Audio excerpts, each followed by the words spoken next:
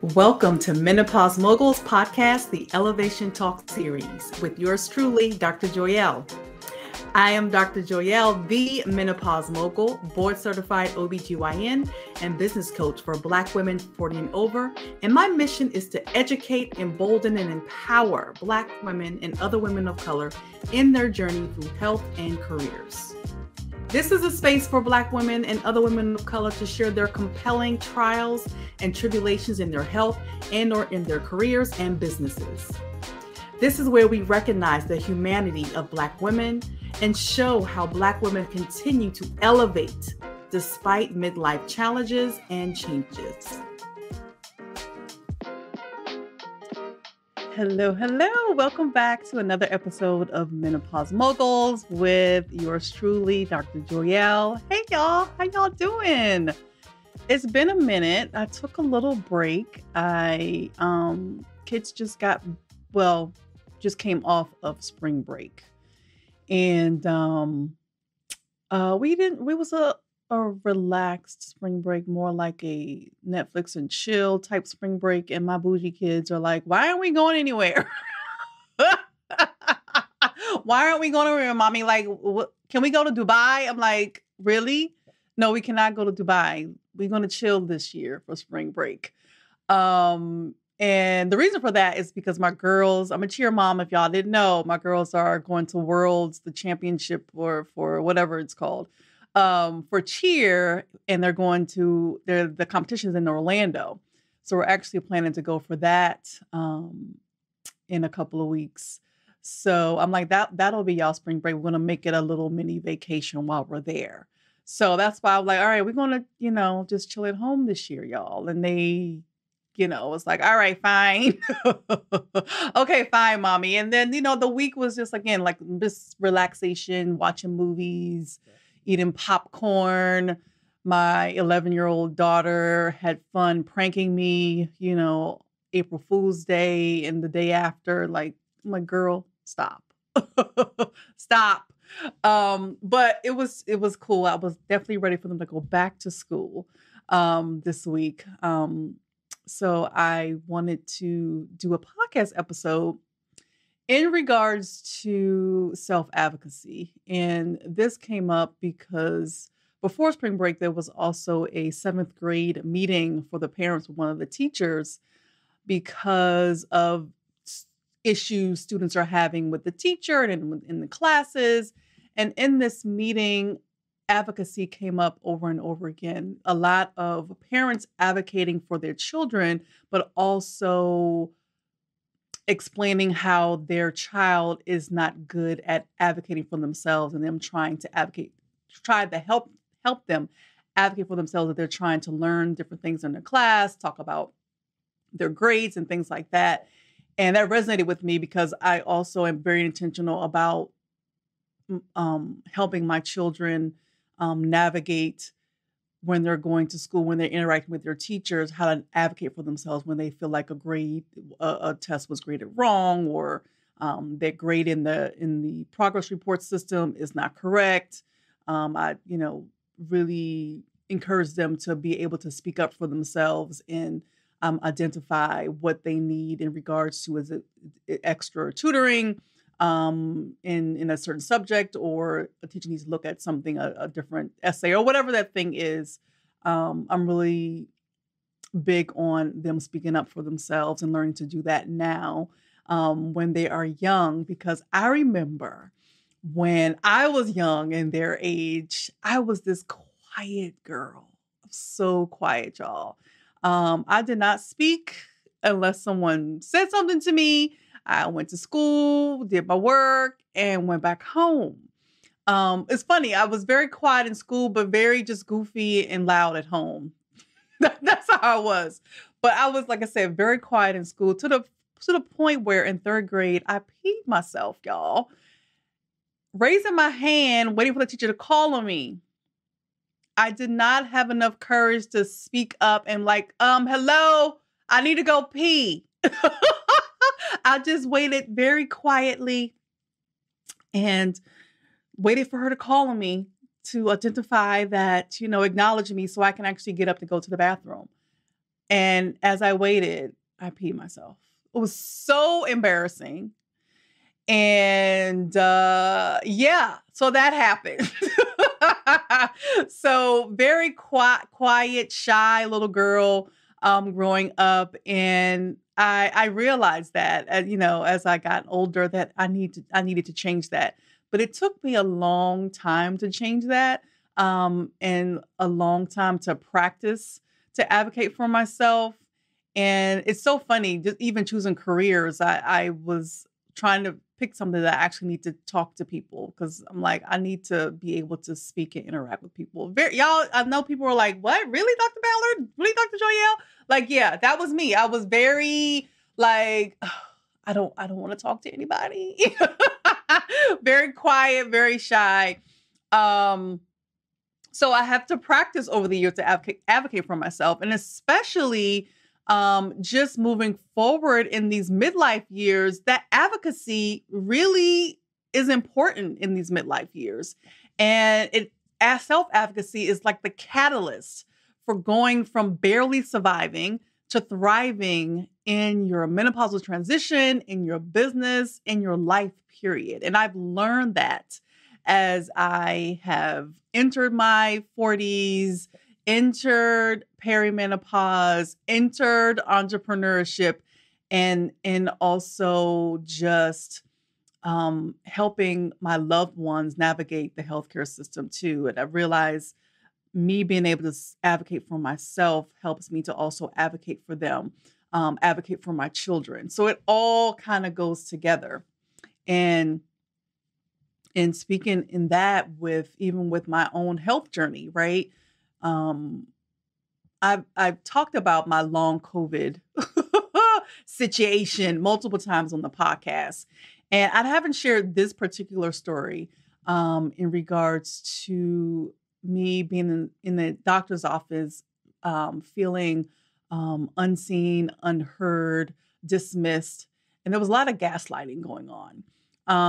So basically, those of you who know, I got COVID twice in 2022 and subsequently developed long COVID.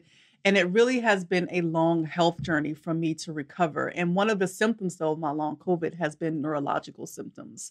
And that involved a head tremor where my head would actually move back and forth like I'm saying no, but it was uncontrollable. Like I couldn't control it. It would just do it on its own. So I went to see a neurologist for this head tremor. And this was before, like I said, this was in the very beginning of my COVID, my post-COVID. So at that point, I wasn't deemed long COVID. This was very early on in the post-COVID era of my COVID journey.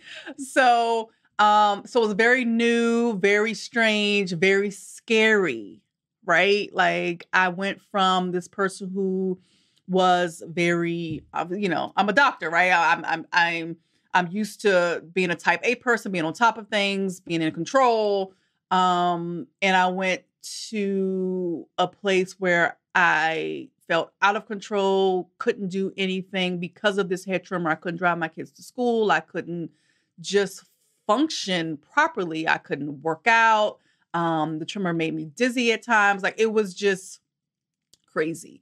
And like I said, it was very scary. I didn't know what the hell was going on. I'm like, is this part of it? Because you hear about COVID and people having post-COVID symptoms, but the tremor that was new to me. I never heard of that being one of the post-COVID possibilities in regards to symptoms. So I went in to see this neurologist, and I went in with my husband, who's also a physician. And he actually is a physician in this medical system that this doctor is also a part of. So my husband's in there with me, and so before the doctor came in, one of his fellows came in. He came in and took my history, and asked me what was going on. And while I was in the room with the fellow, the tremor did come on while I was in there, and so, kind of, answer all the questions. He did, an exam, and then he went to go get his attending this neurologist. So the neurologist comes in and he says, "Oh, you're here for a head trimmer?" I'm like, "Yes." He's like, "Oh, okay. Well, I don't see no trimmer going on now." So that was his first statement to me. So the fellow who took my history prior to him coming in, he was like, "Oh, Dr. So-and-so, I did witness it while, I was in here earlier with her." And he's like, oh, okay. So that right there, y'all, talk about, I'm like, all right, this is what we doing. This is in my mind. This is what we doing. Okay. All right. So he's, again, kind of reviewing my history, trying to figure out what's going on. And by this time, he knows my husband is a physician, and he also knows that I'm a physician, because I think I forgot what I said, but I made the statement that I'm a physician. I'm not used to this, whatever. I don't know what I said, but he knew that we both were physicians. Okay. So he's going over the history, and he's like, "Okay, well," he reviewed my MRI of my head MRI. It's like, "Well, we have this," was very nonspecific. And, well, maybe, the tremor is probably from you stressing about headaches. What? I said, "Excuse me?" "Yeah, maybe your tremor is just you stressing about your headaches."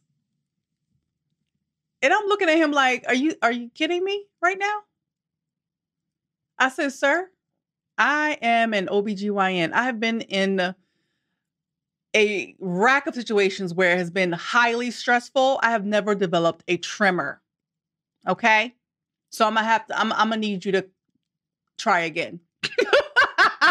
So I didn't say those exact words, but I was like, I don't understand. Like, that doesn't make any sense to me, because I've had headaches before, and I've never developed a tremor. So please explain to me what you mean by that. And he really didn't have an explanation, because he's like, "I don't see anything else going on. So, it's just probably stress from that." So I'm like, "Okay, what about this? What about that?" Then my husband chimes in, "What about this? What about that?" So he's like, "Yeah, okay, well, we can check this, we can check that." So we basically had to kind of pull him and convince him to check other things, sir. How about we rule out other things just in case it could be something else? Okay. This whole time, I am so pissed. There is steam coming out of my ears. Okay. And my husband, I know he feels it. So he's like, kind of puts his hand on my shoulder, just giving me the sign, like, "Don't worry about it. We gonna be okay. You gonna be okay." But I was so heated. And you can also see the fellow kind of feeling bad for me. He's like, "Okay, well, what about this, doctor? We can also check that." So he's trying to also chime in to say, like, "Dude, you can't just like say, oh, this is just stress from headaches and send me on my way." That it don't work like that, right? So again, my husband suggests different things, that it could be this, it could be that. How about checking this? How about, "Oh, okay, yeah, we can check this, we can check that." And then he goes, "Okay, well, I've been in here for 30 minutes. I got to go." And he leaves the room. Y'all, let me tell you, I can't even explain the emotion. I mean, well, I can't explain it. It was so much anger. So much anger. So my husband had to actually go to do a case. So he had to leave to go to the OR. And my mom was actually, because I couldn't drive, my mom was downstairs in the parking lot waiting for me to come for my appointment. So we left the appointment. My husband went to the OR, and I went down to my mom, and I got in the car, and I just burst into tears. And she was like, "Oh my "Oh, what's wrong?" I know she was like, "Oh my God, they did told her the child. She about to, it's over. Like, what happened?" I'm like, "It's fine. It's fine. I'm fine. I'm not, nothing serious." However, this doctor was a complete asshole. Complete asshole. Like, he helped none whatsoever make me feel better at all. Like, he made me feel worse. Okay. So of course my tremor is going back and forth because now I'm pissed off and stressed and angry. And, I just think about, what if I wasn't a doctor? What if my husband wasn't a doctor? What if my husband wasn't there to advocate and suggest other things? Like, dude, are you serious? So and I know that that type of experience, the dismissiveness, the gaslighting, that is a very common experience for women, especially Black women, when we are going to see doctors, which is why it is so important for us to be able to advocate for ourselves. And I know women who have been in the midst of their menopausal transition and has been told, "Oh no, you're too young. Oh no, it's all in your head. Like, nah, go back home and just deal with it." Like, all the things. So I know that feeling of anger and feeling dismissed, feeling not seen, not heard, definitely is a thing in these midlife years, when women are coming in with these changes in their bodies that they do not understand, that is scaring them, that is disruptive. And you can go see a doctor who's supposed to be in here helping you, and you leave feeling worse and with even more questions. So I get it, right? I get it. So it's so important for us to learn or practice self-advocacy, especially in these midlife years. I just kind of looked up, the broad definition of self-advocacy, and basically, speaking up for yourself, the ability to identify your needs, communicate them clearly, and help others understand how they can support you, right? And I also realized self-advocacy raises awareness, right? Raising awareness not only for the person on the other side, but also for yourself, right? You have to be able to identify your needs. You have to be able to identify your wants, right? And when we have these self-advocacy skills, we're able to feel empowered and create positive change in our lives, and know that, going to see this doctor who did that, you can. So what I did, I saw another neurologist. Like, dude, like, you stupid. you stupid. And very disappointing as another physician, right? Another colleague who's treated a colleague like this, in like just ridiculousness, right? So being able to be empowered, that, you are able to self-advocate for yourself. But I understand at the same time how self-advocacy, especially in these midlife years, can be difficult, right? Especially when, for me as a little girl, used to being this quiet, shy people pleaser, I'm just going to go with the flow and not say anything, right? So, and that can carry over into your midlife years. So, a lot of times it can be difficult for some of us to be able to advocate for ourselves in these midlife years, because we have a belief that, what we want is wrong, right? We want what we want, but is that wrong?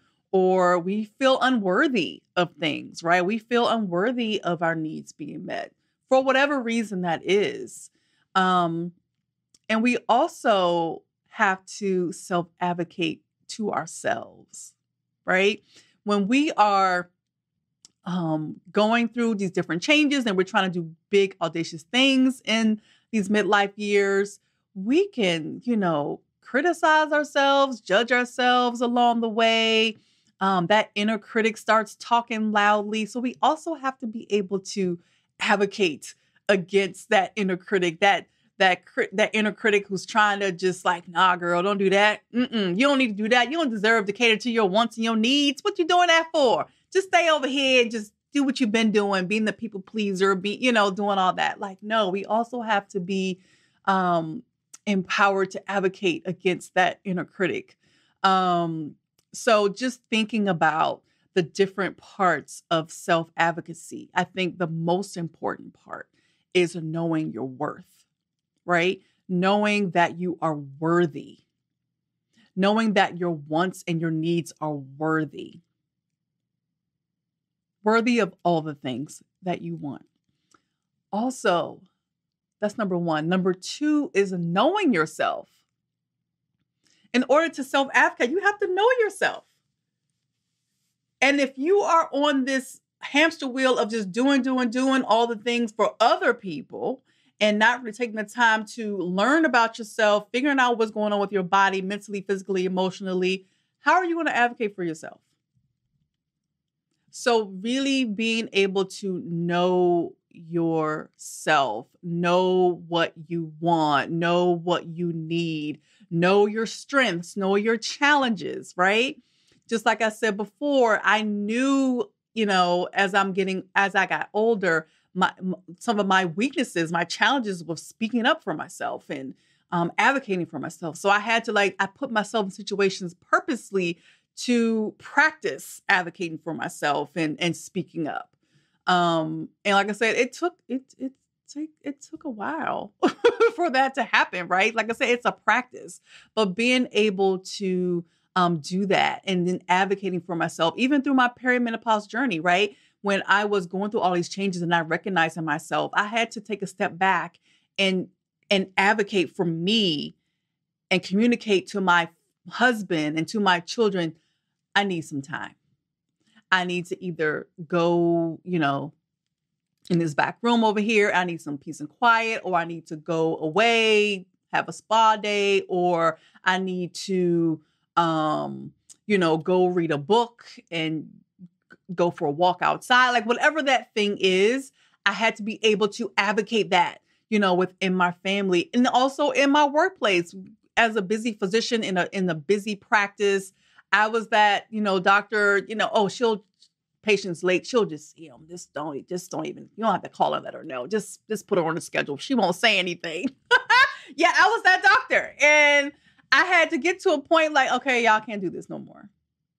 Y'all can't do this no more. I can't, because I got behind and then I was missing lunch and I was being late picking up my kids, like all these things. I'm like, no, we can't do this no more.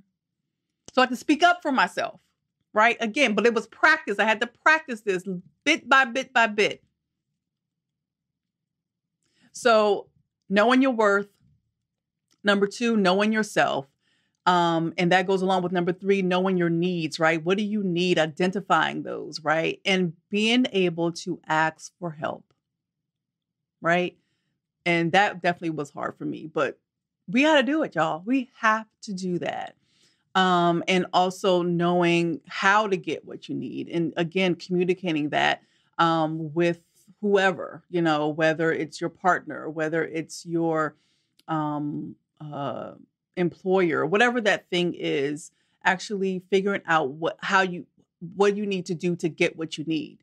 Is it a therapist? Is it a coach? Is it a mentor? Whatever that thing is, but it is a muscle, y'all, that we have to do over and over again. We have to advocate for ourselves and our families, advocate for ourselves in the doctor's office, advocate for ourselves in our workplaces, in our business. It's so important. So we won't be in a space of barely surviving, but actually thriving in these midlife years. There's so many things that are going on with our bodies that we really have to be able to be in tune with that and communicate what's going on so people will know, right? Like what you need. I need to go sit down. I need to take a breath. I need to take a break, whatever that thing is. So when you're in a doctor's office, I see you those of you who are feeling unheard, not seen, being dismissed. And you have to own the fact that you are the leader of your health care team. You are the leader. So you have to be able to communicate, right? What you want or what you need when it comes to your mind and your body. So a lot of times what I would say for women who have who are trying to navigate, what that looks like. When you're going to your doctor's appointments, write down what's going on with you, right? Write it all down. Because I know for me, I forget stuff and I get busy or I get brain fog, whatever the thing is. So I forget. So write it all down. Write all the symptoms, whatever that thing is. Write your feelings, write your questions. And then when you go to the doctor's office, communicate that. Communicate what you've been going through, what you're experiencing, communicate your concerns, and be honest, right? We have to definitely be honest with ourselves when we're going, because I know, again, it puts us in a vulnerable place when we're going through these symptoms, but it's really important for you to be honest, especially with your healthcare, your team, so they can know how to help you, right? And ask as many questions as you can. No question is silly. I as an OBGYN, I've heard it all. No question is a dumb question. No question is a silly question. Ask them all. Take notes and be okay with following up, making a follow-up appointment. So to be honest, as a doctor, we don't get a lot of time with y'all. So also take that in consideration and make another appointment and be okay with making another appointment. Like, you can dedicate a different appointment for a different issue, just to make sure you covering everything. And at any point when you're doing that and you still feel not heard, not seen, you can, take a breath and express to the physician, I'm concerned that you're not hearing me. I'm concerned that you're not understanding me. And you can see what the doctor's response is. And if their response is still like dismissive, then that tells you that you need to find another doctor. I am all for, find another doctor, find a second opinion, because that's what we got to do. Like I said, with my experience with the neurologist, I mean, some of them this the way it is, unfortunately. Very unfortunate. It really makes me sad that that's what it is, but there are still good doctors out there, y'all, but we just have to find them. We just have to find them. And again, like I said, communicate what we need. So that's advocating for yourself in the doctor's office. Advocating for yourself in the workplace. Again, find your allies. HR, they also can have resources that you can look to in regards to talking about your health and your menopausal symptoms. I know there are a lot of workplaces are now starting policies and things in regards to giving women time off or time that they need in order to deal and navigate through their menopausal symptoms. So definitely ask about those resources. And then it comes to, also advocating for yourself in your own business, right? When you are starting a business and working in your business, we also have to be intentional about scheduling time working on your business. And that business is you.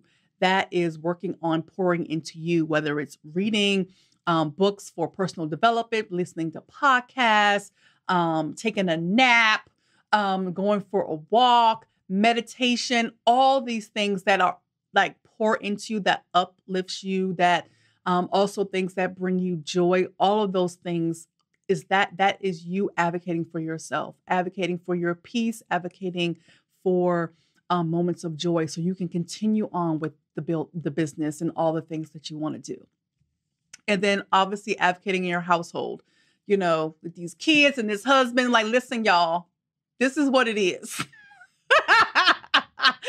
This is why mommy snapped at you a few minutes ago. Okay. So I need this. I need time for this. I need to do that. Whatever that thing is, but being open and honest with your family is so important. It definitely helps you navigate through your journey so they can, empathize with you and also help you along. Right.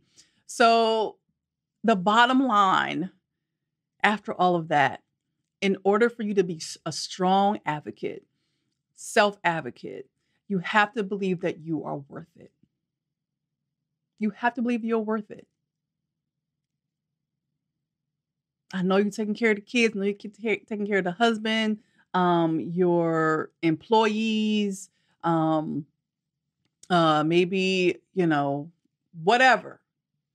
You have to believe that you are still worth it to advocate for whatever that thing that you want or need. Because you are worth fighting for. And whatever that thing is, right? But it comes down to you believing that. All right.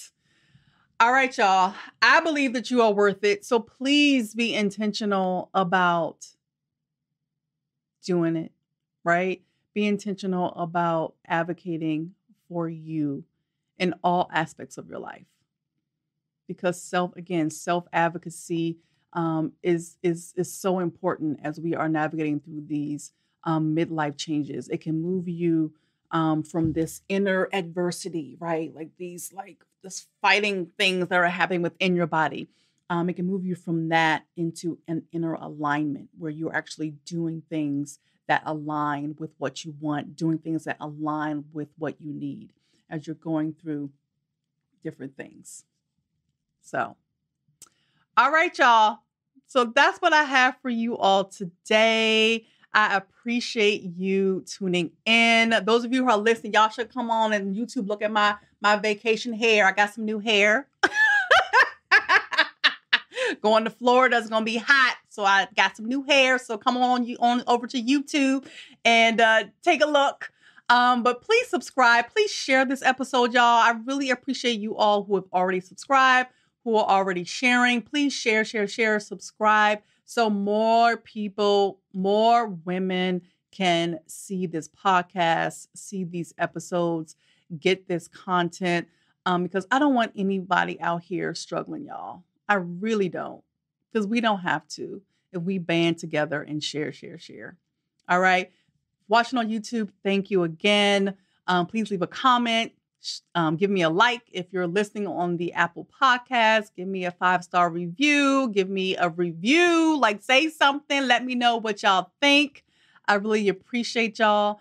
And again, as a woman of color, please know that you can do anything you are being called to do if you believe that you are worth advocating for you. All right. All right, y'all. Love y'all. Take care. See you next time. Love and light.